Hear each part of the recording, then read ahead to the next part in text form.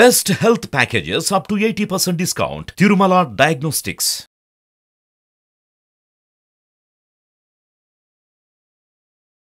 నమస్తే సురేష్ గారు. నమస్కారం అండి ఉషా గారు. 2024కి సంబంధించి జాతకరీత్యా మా రాశి వారికి ఏ విధంగా ఉందని అడిగేవాళ్ళు చాలామంది ఉంటుంటారు. రాశుల్లో మనం చూస్తే సింహరాశి వారికి అసలు ఏ విధంగా ఉండబోతుంది అంటారు. ప్రత్యేకించి ఈ నూతన సంవత్సరంలో వాళ్ళు ఏ విషయాల్లో జాగ్రత్తలు తప్పకుండా వహించాల్సిన అవసరం ఉందంటారు? సో ఉషా గారు, ప్రతి సంవత్సరం beginning of the year Ugadi కానివ్వండి, పండగ కానివ్వండి, స్పెషల్ అకేషన్కి అట్లీస్ట్ ఇయర్లీ ఒక్కసారన్న వాళ్ళంతా వాళ్ళ హారోస్కోప్ని చూపించుకోవాల్సిన బాధ్యత అందరి మీద ఉందండి. ఎందుకంటే దానికి అనుగుణంగా మనం రాబోయే సంవత్సరం అంతా ప్లాన్ చేసుకోవచ్చు. మనకు హెల్త్ ఏ విధంగా ఉంది, ధనం ఏ విధంగా ఉంది, రిలేషన్షిప్స్ ఏవి ఉన్నాయి, దాన్ని బట్టి మనం ప్లాన్ చేసుకొని ఎక్కడెక్కడైతే వీక్గా ఉన్నామో మనం అక్కడ సెన్సిటివ్గా చాలా ప్లానెడ్గా ముందుకు వెళ్ళడానికి ఎంతో యూజ్ అవుతుంది. అంతేకాదండి, ఇవి మనం చెప్పుకోవటం కూడా చాలా ఇంపార్టెంట్. నేచర్ కూడాను మన ఈ రాశి ఫలాలు ఉంటుంది, దేవతలు కూడా సూక్ష్మ రూపంలో రాశి ఫలాలు ఉంటారని చెప్పేసి మనం చెప్పుకుంటూ ఉంటామండి. అందుకని ఉగాది రోజున మనం ఎక్కడంటే పంచాంగ శ్రవణం గుళ్ళో అని మనం చెప్పారండి. పాలిటిక్స్ కానీ ఇంకొకటి చాలా ఇంపార్టెంట్ అండి. సో దాంట్లో భాగంగాను ప్రతి ఒక్కళ్ళు ఇది తెలుసుకోవాల్సిన బాధ్యత ఎంతో ఉంది. సింహరాశి వచ్చేటప్పటికంటే ఇందులో ఫస్ట్ నక్షత్రాల ప్రకారంగా చూసుకుంటే మఖా 1, 2, 3, 4 పాదాలు, తర్వాత వచ్చేటప్పుడు పుబ్బ 1, 2, 3, 4 పాదాలు, తర్వాత ఉత్తర వచ్చేటప్పటికి ఫస్ట్ పాదం, ఇలా 9 రకాల పాదాలు కలిసిన సమూహం వచ్చేటప్పటికి మన సింహరాశి అని చెప్తాం అనమాట.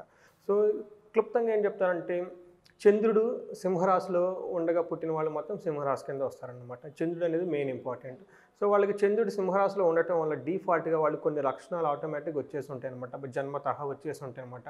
వాళ్ళకి సంస్కృతిలో ఏం చెప్తారంటే మన మహర్షులు సింహస్తే పృథులోచన సువలోచనో గంభీర దృష్టి సుఖీ అని చెప్తూ ఉంటారు అనమాట. అంటే ఏమవుతుందంటే, చంద్రుడు అక్కడ సింహంలో ఉండటం వల్ల అందులో పుట్టిన వాళ్ళందరికీ బ్లెస్ చేస్తారనమాట. ఏ విధంగా బ్లెస్సింగ్స్ ఇస్తారంటే, విశాల నేత్రాలు కలిగి ఉంటారు. సువచనం అంటే చాలా చక్కగా వాళ్ళు మాట్లాడుతూ ఉంటారు. దాంట్లో గంభీరత చూడటానికి చాలా గంభీరంగా ఉంటారు వాళ్ళు. తర్వాత వచ్చేసి సుఖీ, చాలా సుఖంగా ఉంటారు అని చెప్పేసి చంద్రుడు వాళ్ళకి బ్లెస్సింగ్స్ ఇచ్చేస్తారనమాట. సో అలాంటి సింహరాశి వాళ్ళు 2024 ఎలా ఉందో మనం చూద్దాం డీటెయిల్డ్గా. వీళ్ళకి ప్లానెటరీ కాంబినేషన్ చూద్దామండి. సో సింహరాశి నుంచి 7th హౌస్లో శని ఉన్నాడండి. ఇది ఒక రకంగా మంచిది అని చెప్పుకోవాలన్నమాట.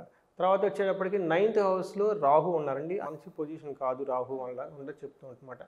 తర్వాత వచ్చేటప్పటికి 10th వచ్చేటప్పటికి మనకి గురువు ఉన్నారండి. ఆ తర్వాత నెక్స్ట్ మేకి గురువు వేరే రాశికి షిఫ్ట్ అయిపోతూ ఉంటారనమాట. తర్వాత 2nd హౌస్లో వచ్చేటప్పటికి కేతువు ఉంటారనమాట. ఇది కేతువు రాహులు వచ్చేటప్పటికి అంత మంచిది కాదు, కానీ శని గురువు వచ్చేటప్పటికి మంచిది అని మనం చెప్పుకోవచ్చు అనమాట. తర్వాత మనకి ఎలా శని ఏం చేస్తాడంటే, 7th హౌస్లో ఉండటం వల్ల కెరీర్ పరంగా చాలా మంచి చేస్తారు.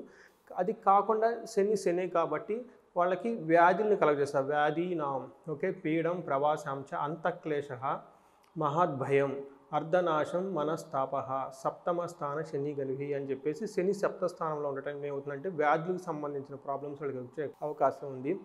తర్వాత వచ్చేటప్పటికి అంతఃక్లేశగా అంటే మానసికంగా ఏయో సమస్యలు వాళ్ళకు ఉంటూ ఉంటాయి. చాలా భయభ్రాంతులకు గురవుతూ ఉంటారు. ధనం కూడాను విపరీతంగా ఖర్చు అవుతుంది అని చెప్పేసి మహర్షులు చెప్తూ ఉంటారనమాట. సో ఇది ఒకటి. శనితో పాటు జనరల్గా మనం ఏం చూస్తామంటే అండి, గురువు గారిని కూడా ఏ స్థానంలో ఉన్నారో మనం చూసుకుంటూ ఉంటాం అనమాట. వీళ్ళకి గురువు 9th హౌస్లో ఉండటం వల్ల ఏమవుతుందంటే చాలా మంచిది అని చెప్తారు. ఏ విధంగా మంచిదంటే అర్థం గురువు 9th హౌస్లో ఉండగా డబ్బు వస్తుంది. శని అయితే నాశనం చేస్తూ ఉంటారు, కానీ గురువు గారు శని డబ్బులు తీసుకొచ్చి చూస్తూ ఉంటారు అనమాట. అంటే అది బ్యాలెన్స్ అవుతూ ఉందన్నమాట. తర్వాత స్వకులాచార అంటే చాలా మంచి ట్రెడిషనల్గా సిస్టమేటిక్గా ఉంటారు. తర్వాత గృహలాభస్సు భోజనం అంటే గృహానికి సంబంధించిన ఇంట్లో చాలా బాగుంటుంది. తర్వాత వచ్చేప్పటికి మంచి భోజనం తింటూ ఉంటారనమాట. నిత్య స్త్రీజన సంపర్క అంటే స్త్రీలతో చాలా మంచి హార్మోనియస్గా ఉంటే ఒక టైము అని చెప్పి చెప్తారనమాట. వాళ్ళు ఎందుకంటే అండి, గురువు వచ్చేటప్పుడు 9th ప్లేస్లో ఉండటం వల్ల వాళ్ళకి గురువు గారు ఈ విధమైన మంచి లక్షణాలు మంచిని వాళ్ళకి కలగజేస్తూ ఉంటారని చెప్పేసి శాస్త్రం చెప్తూ ఉందండి. నెక్స్ట్ మే తర్వాత వాళ్ళు వచ్చేటప్పటికి 10వ స్థానాలకు వెళ్ళిపోతూ ఉంటారనమాట. 10వ స్థానం వాళ్ళకి వచ్చేటప్పటికి అంత మంచిది కాదనమాట. దానివల్ల ఏమవుతుందంటే ధాన్యం కోల్పోతారు, ధనాన్ని కోల్పోతారు, వృధాగా సమయం అంతా వేస్ట్ చేసి అటు ఇటు తిరుగుతూ ఉంటారు. తర్వాత స్వజనం దూషణం చైవ అని చెప్పేసి వాళ్ళ చుట్టూ ఉన్న బంధువులు వాళ్ళే ఇలా తిడుతూ ఉంటారనమాట. అది మే నుంచి వాళ్ళకి గురువు స్టార్ట్ అవుతుంటాం అనమాట. సో 10వ గురువు ఉండటం వల్ల ధాన్య నాశో ధనచ్ఛేద అని చెప్పేసి సంస్కృతంలో చెప్తూ ఉంటారు. ఇది మనకి గురువు గారు వచ్చే ప్లానెటరీ కాంబినేషన్ రిజల్ట్. నెక్స్ట్ వచ్చేటప్పుడు మనకి మెయిన్ ఇంపార్టెంట్ చూసుకోవాల్సింది రాహు కేతువుల్ని. పూర్వకాలంలో అయితే రాహు కేతువులను అంత ఇంపార్టెంట్ కన్సిడరేషన్ చేసేవాళ్ళు కాదు. కాబట్టి ఈ కాలమాన పరిస్థితుల ప్రకారం ఈ టైంలో రాహు కేతువు కూడా చాలా ఇంపార్టెన్స్ ఉంది. చాలా కీ రోల్ని అవి కూడా ప్లే చేస్తూ ఉంటాయి అన్నమాట జాతకంలో. ఇవి వచ్చేటప్పుడు రాహు 8th హౌస్లో ఉండటం వల్ల ధన వ్యయం, అపమృత్యు భయం, తర్వాత వచ్చేటప్పటికి శత్రు భయం, చోరుల వల్ల భయం, అకాల భోజనం, స్త్రీ కలహము, ఇవన్నీ వచ్చేటప్పుడు రాహు ఇస్తూ ఉంటాడు అనమాట. తర్వాత ఇదే విధంగా కేతు కూడాను అంత మంచి రిజల్ట్ వీళ్ళకైతే చూపించడం లేదు. వీళ్ళకి కేతు వచ్చేటప్పటికి ధన వ్యయము, మనోతాపము, కార్యహాని, తర్వాత దుర్జనులతో మైత్రి, స్థేమం, అకాల భోజనము, విచారము, అధైర్యము, ఇవన్నీ కలిగించి ఉన్నాయన్నమాట. అయితే వీళ్ళకి లక్ ఏమంటేనండి, ఈ రాశి వాళ్ళకి ఈ మేజర్ ప్లానెట్స్ కొంచెం బ్యాలెన్స్డ్గా ఉన్నాయి, కానీ మెర్క్యూరీ కానివ్వండి, బుధుడు కానివ్వండి, శుక్రుడు కానివ్వండి, తర్వాత వేరే ప్లానెట్స్ ఇంకా మంగళుడు, వీళ్ళంతా వచ్చేటప్పటికి వీళ్ళు అప్రాపరేట్గా టైం టు టైం వచ్చేసి వీళ్ళకి చాలా హెల్ప్ చేస్తూ ఉంటారనమాట. అంటే ఓవరాల్గా మనం ఏం చెప్పుకోవాలంటే సింహరాశి వాళ్ళకి బాగుంది అని చెప్పుకోవాలన్నమాట. అన్ని ప్లానెట్స్ కలిపి టుగెదర్ ఇచ్చే రిజల్ట్ బాగుంది ఈ సంవత్సరం అని చెప్పుకోవచ్చు అనమాట. అదేంటో మనం చూద్దాం. ఫస్ట్ కెరియర్ వచ్చేటప్పుడు వాళ్ళకి ఓవరాల్గా కెరియర్లో చాలా బాగుందండి. ఎందుకంటే శని 7th హౌస్లో ఉండటం వల్ల 10th to 10th అని క్యాలిక్యులేట్ చేస్తారనమాట. శని వచ్చేటప్పటికి వాళ్ళకి కెరియర్లో చాలా సక్సెస్ ఉంటుంది అని చెప్తారనమాట. తర్వాత వాళ్ళు చేసే పనులలో చాలా గుర్తింపు వస్తుంది, తర్వాత ప్రమోషన్స్ వస్తాయి, ప్రమోషన్స్ నుంచి మళ్ళీ ట్రాన్స్ఫర్స్ వచ్చేస్తాయి. తర్వాత అప్పటి నుంచో చాలామంది మా ప్రమోషన్స్ కావాలి, ట్రాన్స్ఫర్లు కావాలనుకునే వాళ్ళకి ఇది ఒక మంచి టైము అని వాళ్ళకి మనం చెప్పుకోవచ్చు అనమాట. దానికి ఏంటంటే మెర్క్యూరీ వీనస్ ఉండటం వల్ల జాబ్లో చాలా ఉచ్చ స్థానాలకు వెళ్తారనమాట. ఈ కాంబినేషన్ ఉండటం వల్ల, అది కూడా పర్టికులర్గా మెర్క్యూరీ వీనస్ ఉండటం వల్ల, వానికి శని సపోర్ట్ చేయటం వల్ల అది చాలా మంచి యోగం అని చెప్తారు. తర్వాత మనకు జూపిటర్ వచ్చేటప్పటికి May 1st వరకు న్యాచురల్గానే బాగుంటారు, సపోర్ట్ చేస్తారు. ఆ తర్వాత వచ్చేటప్పుడు చేంజెస్ అవన్నీ, ట్రాన్స్ఫర్స్ అవన్నీ, ఛార్జెస్ ఉన్నాయి, ఎందుకంటే జూపిటర్ కూడా మారుతూ ఉండటం వల్ల అనమాట. సో మే తర్వాత వాళ్ళకి కొంచెం ట్రాన్స్ఫర్స్ అయ్యే అవకాశం అవన్నీ ఉన్నాయి. బట్ అది కూడా మంచి గుడ్ రీజన్ ఉంటుంది అనమాట దాని వాళ్ళకి ట్రాన్స్ఫర్ కానీ ప్రమోషన్ కానీ వాళ్ళకి కావడానికి. తర్వాత వాళ్ళకి అన్నిటికంటే ఏమంటే జూన్, జూలై, ఆగస్టులో వాళ్ళకి ఫేవరబుల్ ఆపర్చునిటీస్ చాలా ఎక్కువ వచ్చే అవకాశం ఉందని చెప్పుకోవాలి.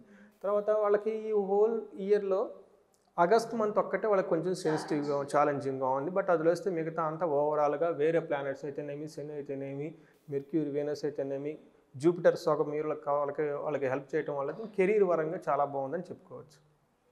నెక్స్ట్ ఫ్యామిలీ రిలేషన్షిప్ కూడా ఓవరాల్గా చాలా బాగుందని చెప్పాలి. కేతు వచ్చేటప్పుడు 2nd హౌస్లో ఉండటం వల్ల ఫ్యామిలీ రిలేటెడ్ ఇష్యూస్, డిస్ప్యూట్స్ అవన్నీ ఉన్నాయి. కానీ వీనస్, మెర్క్యూరీ 4th హౌస్లో ఉండటం వల్ల ఏమవుతుందంటే ఇంట్లో హ్యాపీనెస్, పీస్, కామ్నెస్ అనేది చెప్పేసి మనకి న్యాచురల్గా ఉంటాయి అని చెప్పుకోవచ్చు. May 1st నుంచి ఎనీవే గురువు వచ్చేటప్పటికి 10th హౌస్లోకి వెళ్ళిపోవటం వల్ల కొంచెం ఇంకా ఇన్సైడ్స్ ఫ్యామిలీకి సంబంధించిన వాళ్ళ మీద కేర్ తీసుకోవటం, హ్యాపీనెస్గా ఉండటం, తర్వాత ఎవరికైనా హెల్త్ బాగలేపని వీళ్ళు వెళ్ళిపోయి హెల్ప్ చేయటం, ఇలాంటివన్నీ చెప్పేసి వాళ్ళకి చాలా ఫేవరబుల్గా ఉంటుందన్నమాట.